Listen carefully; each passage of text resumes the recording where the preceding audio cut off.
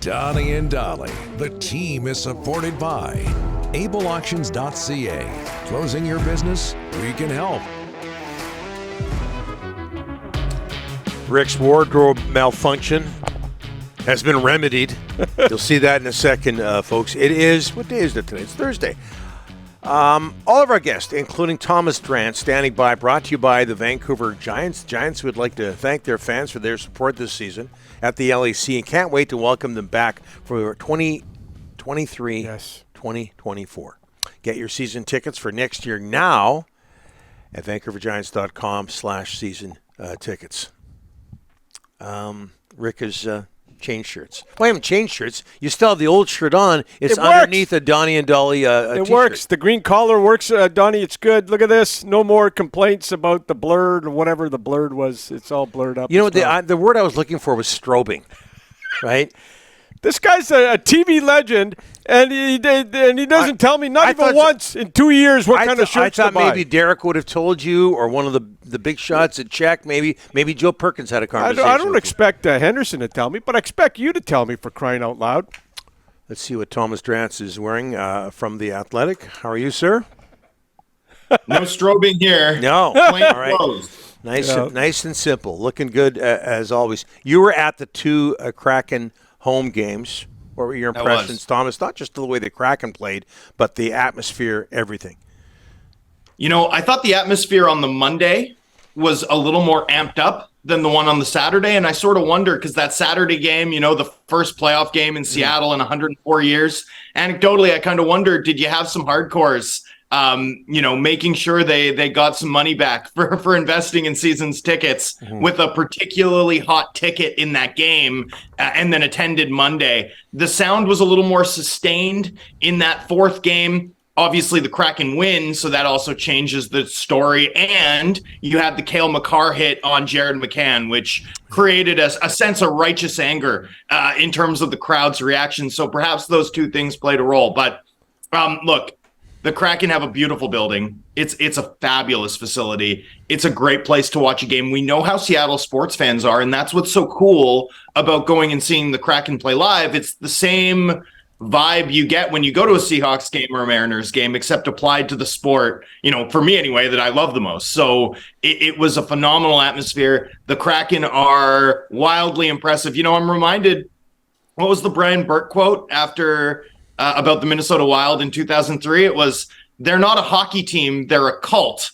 And I'm reminded of that a little bit watching this Kraken team, so much more than the sum of their parts play. The level of discipline that they're attacking down low, the way that they move in transition, the way that they defend as a group, the way that there's not a ton of difference between the quality of their first line and their fourth line, at least when everyone's healthy.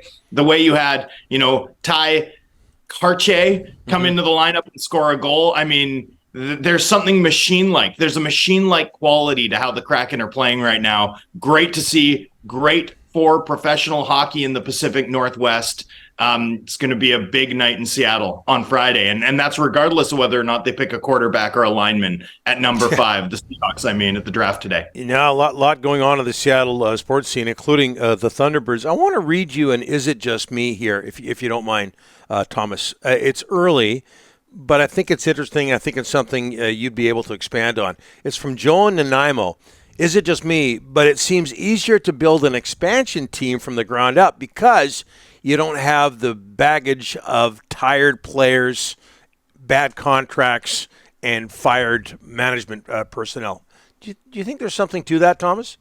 Well, I think the hard cap is the secret sauce here. You know, a lot of people point to the relative generosity of the expansion rules as sort of explaining why Seattle and Vegas were good right off the hop, or pretty close. Seattle took a year. But, you know, look at the Seattle Kraken's expansion draft. I mean, it wasn't that great, right? Like it's not like you're landing more than third line players, second pair defensemen, and backup goalies. You shouldn't be able to bake a playoff team from scratch out of that collection of talent. You know, I think in Vegas's case, they were able to make some predatory deals. They were really able to capitalize on some inefficiency industry-wide in terms of player evaluation. They had way more guys who were discards from their respective teams who popped like right away. You think about William Karlsson's 40-goal season. You think about, Eric Halla's 30-goal season. You think about getting both Riley Smith and Jonathan Marchessault, and then a boatload of picks. The Kraken had a couple players like that. Vince Dunn and Jared McCann are guys who sort of stand out as discards from other organizations who, in McCann's case, he scored 40 this year. In Dunn's case, he was absolutely sort of at the fringe of my consideration for the Norris Trophy this year. So those would be sort of examples of guys who were undervalued, but for the most part, they just picked a team. The reason that they've been able to level up so quickly, at least in my opinion, is fundamentally that they came into the league with $81.5 million in cap space in a hard cap league where no one else had it. And that's allowed them to go out and do things like, they signed Jaden Schwartz, right? They signed Philip Grubauer, even if that one hasn't been a home run. They used their cap space to entice Adam Larson to pick them through the expansion process before he hit unrestricted free agency. This past summer, they were able to get Justin Schultz. When Chris Drieger got hurt at the World Championships, they were able to bring in Martin Jones. Whatever you think of Jones, he's been key for them. And that's a $2 million price tag. You need cap space to sort of fill the gaps like that. They were able to trade for Oliver Bjorkstrand at, a cheap cost, third and a fourth round pick for a guy who's been such a key factor for them on that Jan Gord line as just this reliable, dynamic two-way winger. For me, it's really illustrative. Like what we've seen in the Pacific Division with the Vegas Golden Knights and the Kraken sort of leveling up fast is the value of cap space to quickly level up your team. And gentlemen, I do want to put a quick corollary on this because cap space is awesome. Cap space is king in June and July, right? Mm-hmm. But typically elite talent is king in April, May, and June. Right? Like when you're competing for the cup, elite talent is sort of what matters. And what's sort of interesting, and we'll see how this series goes, the Kraken still have a win to eke out here against a very good Avs team who will get Cale Makar back.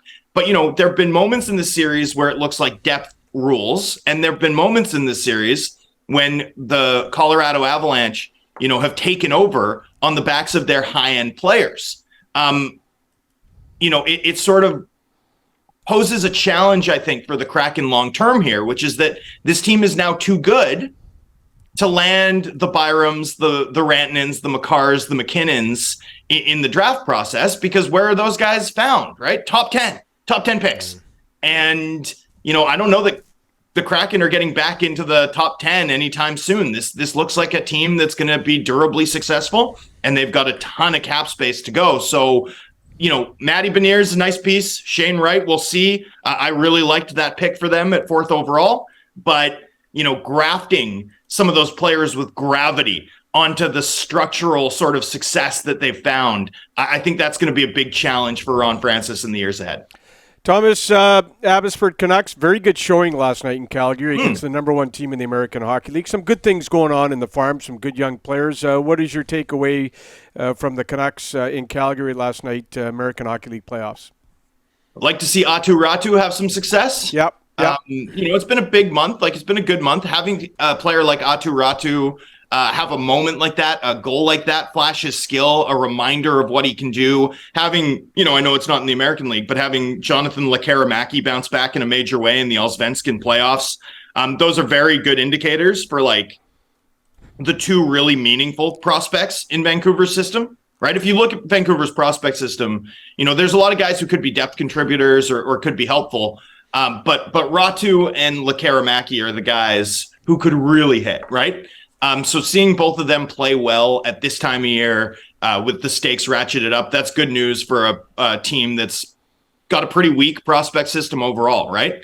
Look, I don't know how much there is to take from the success of the American League team this year. It's a good sign in terms of organizational competence. It's really the one thing that this organization has that's gone smoothly, that's gone according to plan under new management. So that's something to hang your hat on. But, you look up and down at the major contributors on this team, and aside from, Höglander and maybe Ratu down the road, if he can add a step of skating speed, and I don't see like a ton of guys who project to be more than depth contributors for this team. It's not like there's a wash of guys between the ages of 22 and 25 who are really leading the charge, right, for the Canucks here. And you could sort of see that difference with the Wranglers, where you've got guys like Dustin Wolf, Jacob Pelletier, who scores the overtime winner. Like, those are guys who could contribute in the NHL next season and have real ceiling. You know, the Canucks they've still got some work ahead of them, I think, to get to that point, which isn't to say that they're going to lose to the Wranglers in this series, by the way.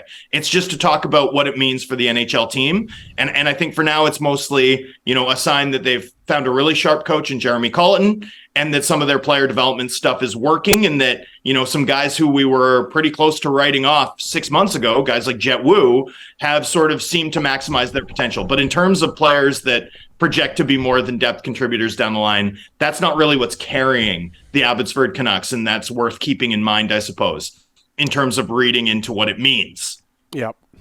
Quickly, Thomas, Kraken versus Canucks, best of 7. Who wins? Or pardon me, not necessarily who wins, but in how many games do the Kraken win? 5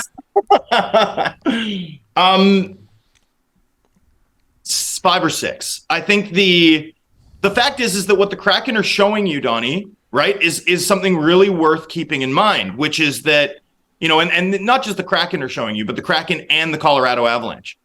Elite talent, a small group of elite talent on an NHL roster is insufficient in this league. You need more, right? You can have, like, how good is Nathan McKinnon, right? Like, as good as Elias Pettersson is, and I'd put him on the fringes of the top 5 in terms of NHL centermen, like, there's a big gap from Pettersson to McKinnon, right? And then there's another big gap up to McDavid. Like, once you get to the top of the top, right, the gap between players is pretty big.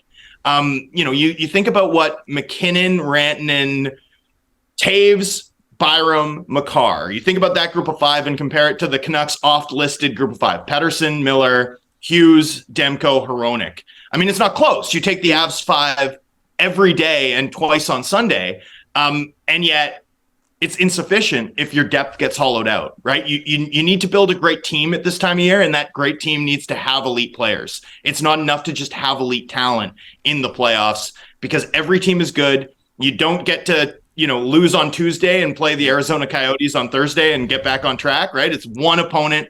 They're all really strong opponents. They're good defensively. They have time to game plan for you. They know how to probe your weaknesses. Like, it's a really tough time of year to win. We're seeing the Kraken do a really impressive job with a really well-constructed team that plays with extraordinary discipline. I do think there's a fair bit of distance between them and Vancouver, as the, you know, 17-point gap in the standings would imply. Not to mention how the games went between those two teams all season long, right? Where the Kraken were by far the better team in every game, even if Elias Pettersson was able to step up and steal one here and there. All right, next visit, back in black. No Dollywall stripes. Thanks for this, Thomas. But what happened with the shirt? I don't understand. It was strobing, as we say in the television business, on the air. There was a lot of buzzing going on. It was causing problems. Yeah. Yeah. Green screen Rick Dollywall. Love it. Yeah. It wasn't quite that bad, but it was close. The glow off your forehead is causing the same problem. Easy. The clip's on our Twitter, Thomas. You can check it out. The clip's on the Twitter now. Yeah. That's why I put my blush on before I come on, boys. Yeah. I don't want to hurt anyone's eyes if the light hits me just right. You and me both, buddy. You got company. Thanks for Cheers. this, Thomas. Appreciate it. Thomas Drance.